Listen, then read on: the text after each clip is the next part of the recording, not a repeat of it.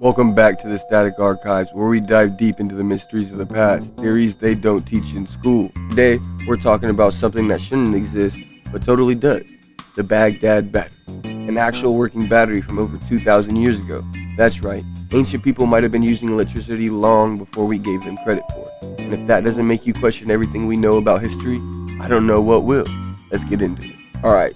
So in the 1930s, German archaeologist William Kong was excavating near Baghdad when he found something weird, a clay jar. At first glance, it was just another relic, probably used to store wine, right?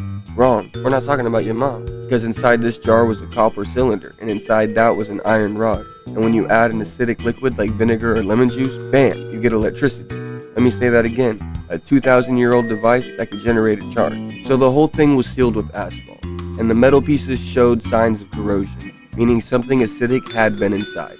So unless the ancient Mesopotamians were actually making some weird salad dressings, this thing was designed to conduct electricity. And guess what? When scientists built a replica, it worked. Now here's the big question.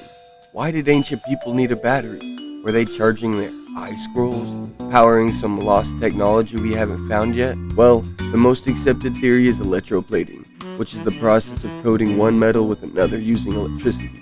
That means they could have been using these batteries to gold plate statues, jewelry, or even religious artifacts. Basically, ancient people were out here making their bling extra shiny with electricity while the rest of us were still out here being taught they only had fire and will. But what if they were using it for something more? Now here's where things get really interesting. Scientists have actually recreated the Baghdad battery and tested it. And guess what? When you fill it with an acidic liquid, it produces a small but very real electric charge, around 1 to 2 volts. Now that's not enough to power a light bulb, but it's definitely enough for electroplating, and possibly even medical applications like pain relief. Some researchers believe ancient healers might have used small electric shocks for therapeutic purposes like we do today with TENS machines. So you're telling me that while we thought ancient people were out here just chilling in togas, they were actually experimenting with electric therapy?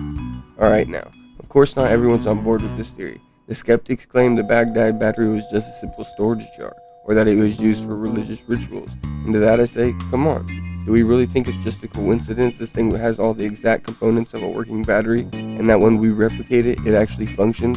That electroplating was being done in ancient times? The evidence is right there.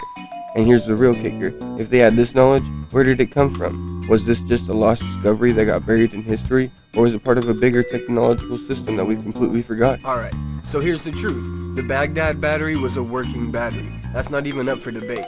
The real question is, how advanced were the ancient people who used it? Did they have a whole range of lost electrical devices? Were they onto something actually much bigger? And if so, what else have we forgotten? I don't know about you, but this makes me think we've been seriously underestimating ancient technology. And if history can hide a working battery for 2,000 years, who knows what else was waiting to be uncovered? Thank you for watching the Static Archives. Remember, like, subscribe, and comment down below.